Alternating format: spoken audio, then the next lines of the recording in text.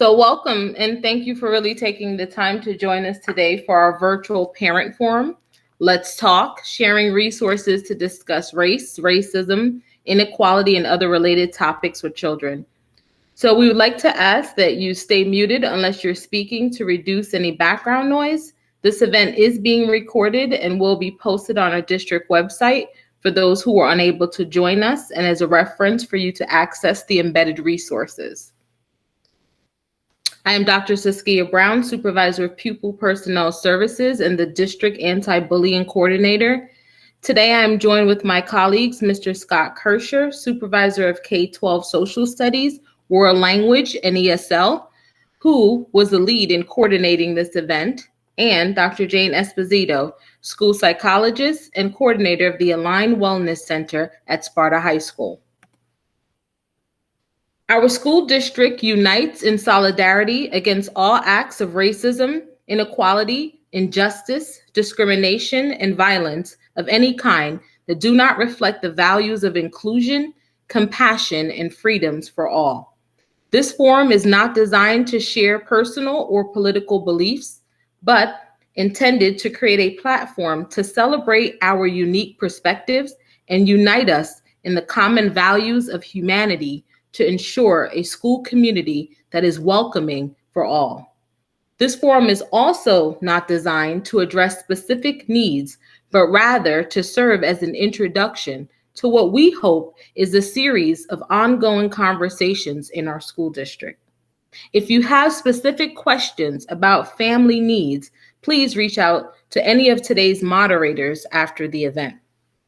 We have 45 minutes for this session, 20 minutes for presenting information, and 20 minutes for sharing information, with 5 minutes for closing remarks. So if you wish to contribute, we ask you to make that request in the chat by placing your name. We wish we were in person for this type of an event, but since that is not possible, we still would like to maintain the value of speaking for engagement. So please, use the chat to request to speak instead of communicating and sharing information in the chat. We will monitor the chat for your submission and call your name in the order it was received to ask you to unmute yourself and speak. Please be mindful that this is designed for you to share and learn. So be respectful of your delivery and as concise as possible in those contributions by limiting them to 3 minutes. We might not be able to get to everyone in this time frame, so should you wish to continue this engagement after, please feel free to reach out via email to any of today's moderators. The objectives of this forum are to provide a platform to listen and learn, to gain insight for assessing the needs of our school community, and to provide our families with resources and tools to engage in meaningful conversation with children. So at this time, I will turn the event over to Dr. Esposito, who will discuss the framework for this conversation based on a developmental perspective. Hi, everyone. My name is Dr. Jane Esposito, and thank you so much for joining us this evening. We have a very important opportunity right now to open up those channels with our children and have some critical conversations about race, racism, equality, and social justice. But so what do we say to our children? The big question is, how do we start what we may perceive as tough conversations, particularly at an age, it's that middle school age in which kids may actually want to hear less from us, right? There isn't necessarily a wrong or right way to engage in discussions with our children, but we do want to start with a developmental perspective. We should let our child's age and development guide us. Conversations that we may have with our very young children will be very different from the ones that we have with our middle schoolers or high schoolers. So for middle school children, they've already been exposed in the classroom to historical perspectives. They may be discussing things even in their literature classes. And I'm going to venture that they're seeing a lot of things on social media and things that are happening in the news. That is actually the way to open up those lines of communication. We need to actually, ask them, what have they seen? What have they heard? and allow them to express their curiosity, their inquisitiveness, and not give judgment. We have to speculate that, because even as adults, we're experiencing a lot of confusion and a lot of feelings about all of the things that are swirling around us. And we have to assume that they are feeling the same way. We also have to recognize that they may be getting their information coming in from all different sources. We have to allow them an opportunity to find out what are their thoughts about all of these things that are coming in from different sources. We have to expect too that because they're tween or they're teens, they may be spending a lot of time online. It increases the risk of getting incorrect facts. So as parents, we have to be in tune to where our children are getting their information. Also keeping in mind that, what do our kids do a lot? They're posting and reposting and tweeting and expressing how they're feeling. They do that as a kind of a coping response, but it's also their way of communication. So when we open up those lines of communication with them and we can understand, where their thought process is, we can help them express themselves in a healthy way. We want to make sure that they're keeping themselves safe. We want to try to role model for them through compassion and leading by example. Another thing that we also want to keep track of also is that we're still in the middle of COVID-19. We have a lot of anxiety. There was a lot of fear. There's a lot of confusion. We've gone from a nation who's exemplified exceptional solidarity to one now that is being gripped with fear. So we have to remember one of the things is that as a parental tip, we have to take care of ourselves as adults first.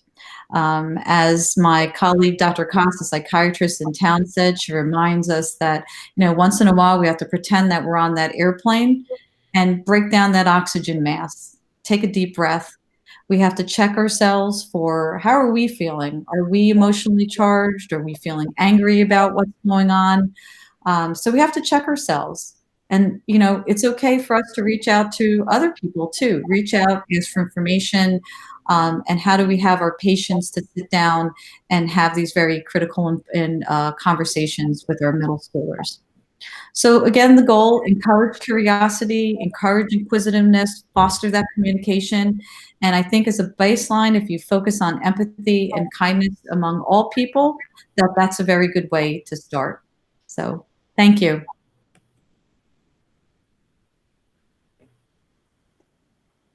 Hello, good evening, and thank you for joining us tonight. I am Scott Kircher. I'm the chairperson for Social Studies, World Language, and ESL. And what I provided here is a series of resources that you'll have access once we put some of these things online as well. And some of the resources I've already sent out to you, they were gathered by the Association for Social Studies Supervisors in New Jersey.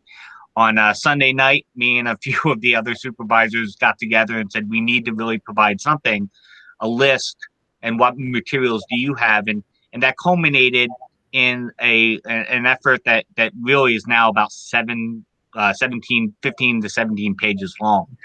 And so instead of giving everyone 17 pages worth of material, I went through and really with the goal of providing context and content to help families really discuss these sensitive topics from a position of facts and information. I've curated these materials. How it's organized in this document is one document divided into two categories. So it's for families and for educators, and then according to grade bands. So K2, 3-5, and 6-12. And so they're appropriate, age appropriate, and really balanced for use. I also put them on one page. That's for easy reference, but also easy and simple cross-reference. So we literally want everyone to be in the district on the same page with the materials that are being sent home and the materials that are going to be used in the classroom as well. As you go through and you look at these materials, I catered the 6-12 materials to really be materials that you can watch with your children. So there is a TED Talk series about how looking at privileged systems can strengthen compassion. There is a podcast from Duke University, and then there is a very insightful Smithsonian document about talking about race with your children. And you can also see what the teachers are providing and presented as well. As you go through these materials, if you find any of them not necessarily something that meets your needs, like I said, I have access to 15 to 17 pages of materials. If you email me, I can find something that really will help you with the specific issue or struggle that you're having, and direct you to some good content and some good materials and resources to help meet your needs. All right. Thank you very much. So we want to share our plan with you for moving forward.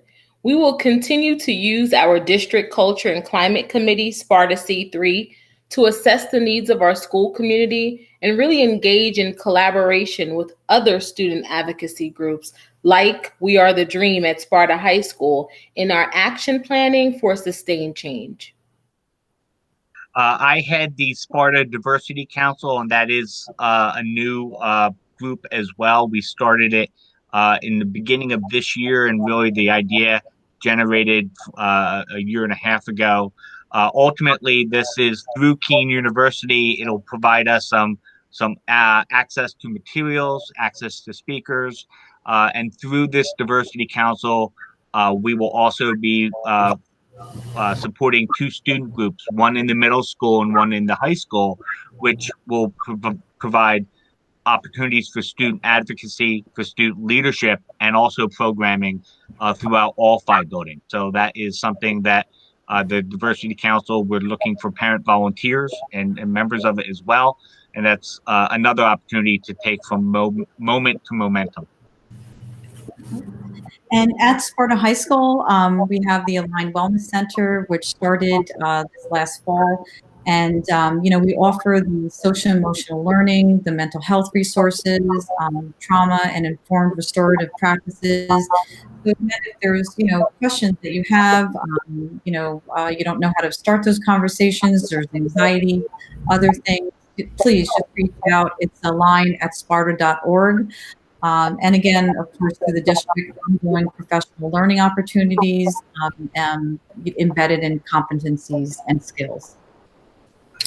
Through my role as curriculum supervisor, we're always reviewing the curriculum and resource mapping to make sure that we are really having an inclusive approach to instruction and to the approach towards history. And with our new standards being revised at state level, gives us another opportunity to go through and look at our practices, our teaching practices, and curriculum to ensure inclusion. So we will also continue to provide platforms like this one for all stakeholders to really make sure that we are in this continuous engagement of meaningful conversations where we can not only share but learn from each other as we grow together as a school community. So at this time, we want to put the questions out to the community. We're going to be focusing on barriers that may prevent you from having those conversations about race and related topics at home.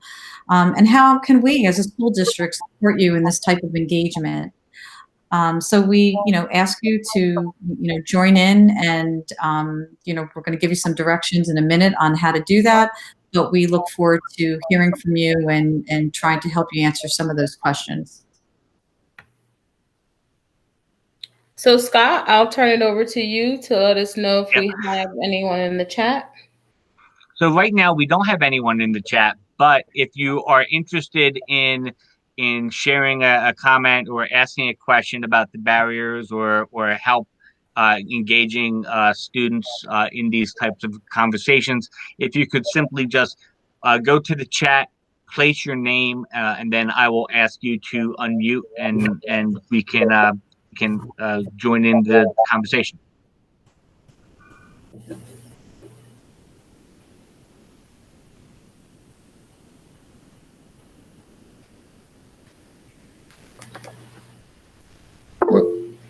So Ms. Dunbar, you can unmute yourself and ask that question.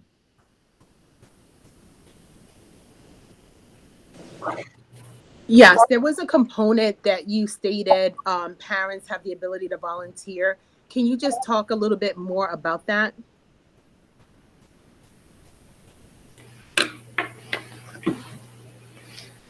Mr. Kirscher, are you responsible? Oh, okay. Because I can talk about Sparta C3. You were the one who did your plug for your diversity council. Awesome. So you can talk about that, and then I'll talk about C3. That sounds good. Our this Sparta Diversity Council we will be looking for volunteers moving forward from parents and having some parent representatives. Right now, the website is still under construction, but when we provide these materials, I'll provide my information as well as a call for parents to participate. Basically what that participation will look like is the Sparta Diversity Council will meet once every 2 months to discuss and plan programs, as well as share some insights and talk about goals that we have as well. And then our teachers and our students will also have an opportunity to share out some of the leadership programs that Keene University is providing us through this partnership of a diversity council. So right now, it is under construction, and I hope to have it up and running shortly to start gathering parent representatives. So just to share a little bit about our District Culture and Climate Committee, Sparta C3, we have hyperlinked our web page into this presentation on this slide from Moment to Momentum. So you can, once you get this resource, you'll be able to go directly there. It's on our Sparta Township School District page.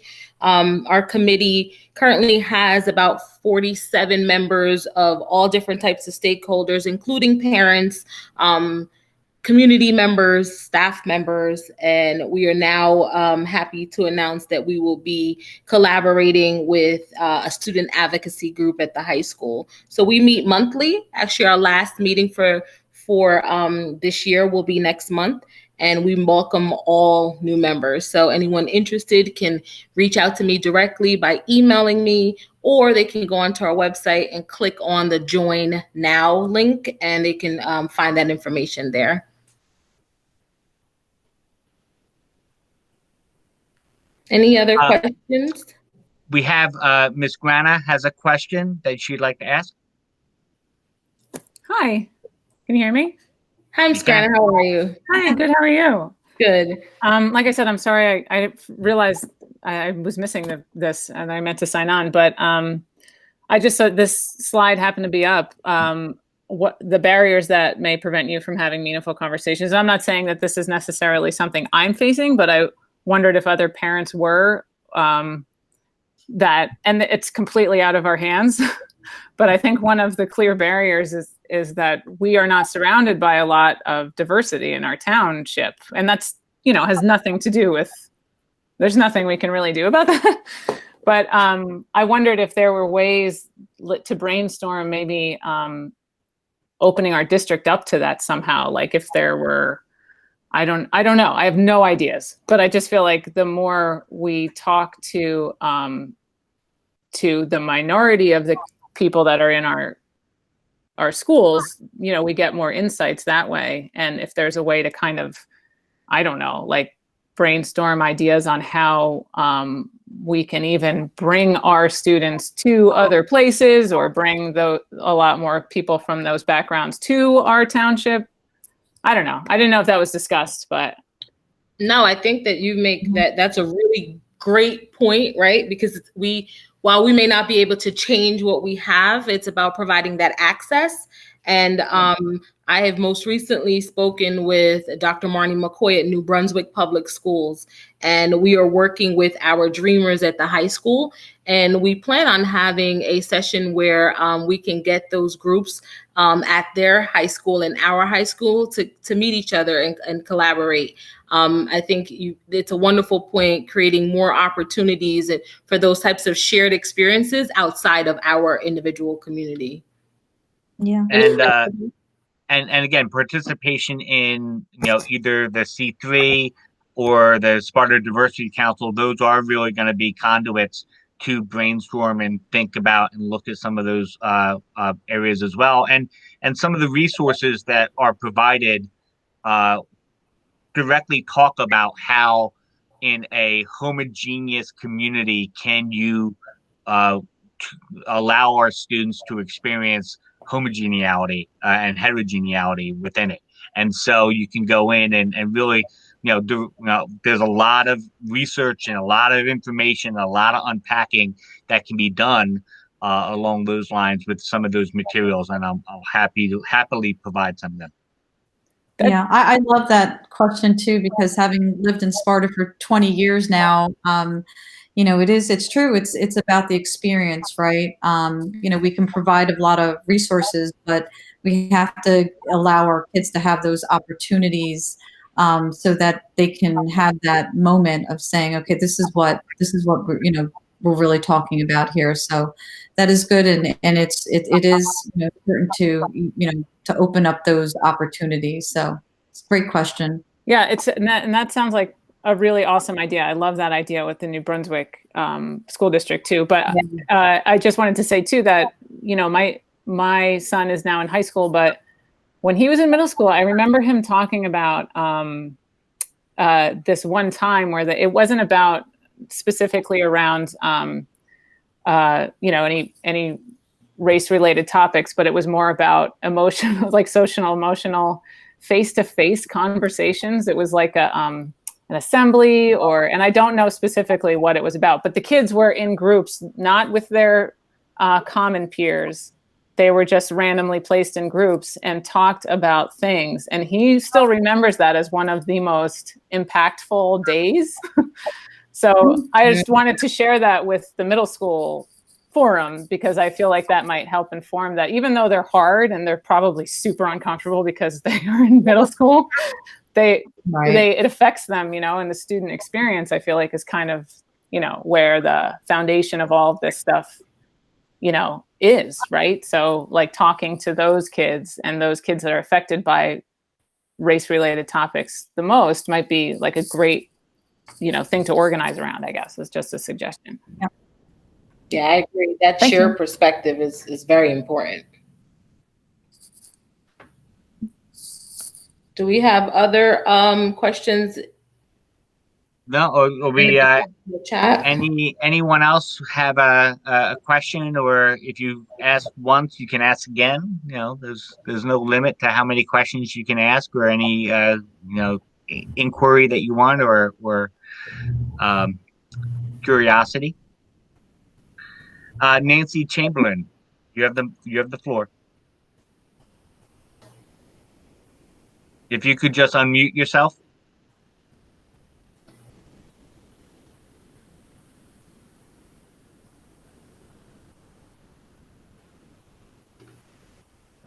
If you can't get through, you may want to. Sorry. Question in, perhaps. There she is. Thank you. So I think this is really wonderful that you're doing that, and I plan to go through all of the materials. A little bit on the last person said. I think sometimes in a classroom, if there's only, for example, one student of color, I can hesitate to talk about issues such as race or even history. I teach music, so we sing a lot of music that is spiritual in nature or is jazz in nature. And sometimes I find myself, hesitating or thinking my words very carefully for that reason, because we don't want to make that one student uncomfortable. So I don't know if maybe you could speak to that. And also, I just want to ask, as part of the related topics, if part of our diversity program is LGBTQ inclusion. I know that at the middle school, we recently had a group for students, a club to go to for support with those issues. I've personally had more than a handful of students come out to me personally, which I'm very humbled by, and I'm happy that you know, they trust me to do that. But I see that population also being more open, and I think they need support as well. So I wondered about that too. And I feel like in the world right now, Black Lives Matter and Pride Month are converging, and there's a lot of cooperation with those two issues. So those are my questions. So Nancy, I'll start, and then Scott, I'll have you kind of touch on some of the instructional pieces that I heard in that question. I'm sorry, I was having a hard time. It could be my computer and my technology, because some of that was cutting in and out. But the first around, you know, identification of those students, LGBTQ plus groups and organizations that we can kind of link them with. I think right now, like I said, we are working with, we are the Dreamers at the high school, made up of all different types of students, including students who identify in that way. And one of the things that we're thinking in the future is the idea of kind of partnering down by kind of assigning kids to like a buddy system, right? Having mentors above them that can really kind of help them through some of those shared experiences. So that's the first piece. And then the second piece is that how do we kind of have those conversations in the instructional way? And next week, there's information that will be released today. We are holding this same type of forum for our educators in the district that will focus more on how to use those instructional tools and have those conversations. And I'll have Scott kind of expand on that if he wants to. And talking about, going back and talking about student groups as well, one component of the Diversity Council will be a student organization in both the middle school and the high school, so that students will have an opportunity to take some ownership and some activism and some advocacy and agency there. And one thing that's nice about our relationship with Keene University is that Keene University also holds 2 leadership conferences directly, specifically to students. So high school students, the high school group, and the middle school group will be able to go in and join and talk with students from all over New Jersey. And last year, there were even students from Staten Island and New York City to go in and to, I'm sorry, someone is asking to be admitted. All right, to do that as well. So that will be a student component that didn't exist before and that will exist moving forward, so that students feel that there's a place for them as well. When we're looking at the curriculum, we are revising the curriculum, and we do look at the curriculum to include more diverse ideas, and we're going to have within of the 6th grade, 7th grade, and 8th grade curriculum enhanced opportunities to do that as well from the social studies side of it. And so you should be looking a little bit for that, as well as not only do we have our Amistad mandate in the state of New Jersey, but we also have the Holocaust and Genocide mandate. And now, starting in September, we'll have LGBTQ plus and disability instruction as well. And all that is built to be ingrained in the social studies classrooms and through the selection of resources and topics and materials. I just want to add another piece to that, because I think, you know, and this is probably my personal belief in this case, that, you know, less groups of students with more diversity, right? So that we're not creating groups for each type of need, but rather that we're getting students together who have a variety of needs, and they can kind of share those experiences and be supportive. Jane, did you have anything that you Yeah, wanted? I just wanted to add too that I'm glad that you said that because being at the high school and one of the things that we are committed to doing is to we work very closely with our guidance office, and we try to help provide the support and comfort for some of those kids, like you say, Nancy, they come to you and they talk to you, and those are the things that we provide for them. We really do want to help them because sometimes they, there's a an isolation, right? A lot of the kids feel isolated. They may not have, you're talking about a group that they can go have lunch with, and that's part of our work too, is making sure that they feel like Sparta High School is everyone's home. It's not just some kids' home. So, just for a level of comfort that, we do go through great efforts between all of the staff members, teachers, guidance counselors, everybody, to make sure that it's a welcome place for everyone to be. Are there any other questions or persons requesting to speak in the chat? We have no other questions yet, but everyone is invited to share their answers. I also wanted to add to Nancy that we do have a GSA, Gay Straight Alliance, as well in the middle school and at the high school. Excellent. Yeah. But Ms. Grana, if you want to unmute yourself and ask. Hi. Yeah, sorry. Thank you. I just have one more thing too, that I really liked what Dr. Brown said about having less groups, more diversity, right? I think that's a really great concept. And I think that what we were talking about, it just made me think that the whole idea of putting our students among other students that may be different than them is such an effective way to kind of make everybody kind of more aware and more comfortable and more understanding of what life is like for people that are different, right? And I would just wanted to say that I think it would also be really beneficial for an experience similar to the one you described with New Brunswick, for like even people with disabilities or special needs or the LGBTQ, however that would work, but putting them among each other and Absolutely. allowing them to have open conversations and maybe even presentations or small group assemblies or something like that, where they can really learn from those people, would be, it seems like it would be like a really great experience. So I just want to say that. Thanks. I agree. No, thank you. I mean, that's the whole premise, right, of inclusivity, right? That idea of inclusion. So while we want to make sure, right, that we address the specific needs that might relate to being a student who identifies in a certain way, we also want to make sure that we are creating spaces where we can share among, because they can then be able to identify the similarities and the differences about them. And that can really lead to those meaningful relationships. So yeah, absolutely.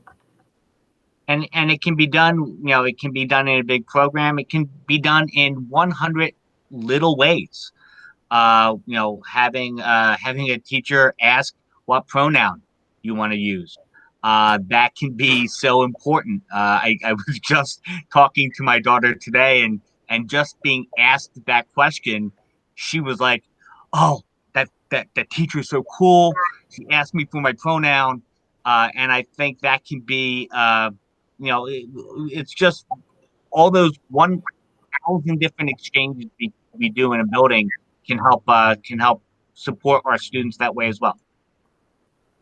Yeah, I just, and final, just going back to Ms. Grana, what you were saying about, just all different, students with disabilities, even probably about 3 or 4 years ago, our head football coach, Frank Marciano, he started, with us, working with our life skills kids and allowing them to be with the football players and the athletes, and,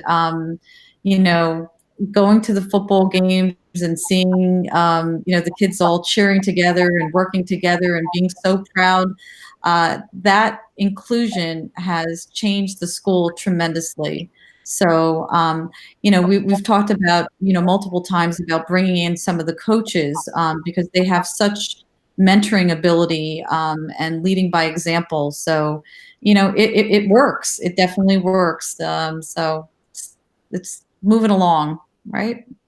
Yeah, I think that's such a great point. I think it just really speaks to the fact that it means that in our community, we all have to believe that we can be agents of change, right? You don't need to be, the school psychologist or the supervisor of personnel services or, or the building principal or a teacher. It means that anyone, including our students, can take on that role to be agents of change. We have about 10 minutes left, so we still have some time for comments or questions. Well, we see who's the timekeeper here. History, it's all about time. It's a timeline. Are there any final thoughts as we conclude today's forum?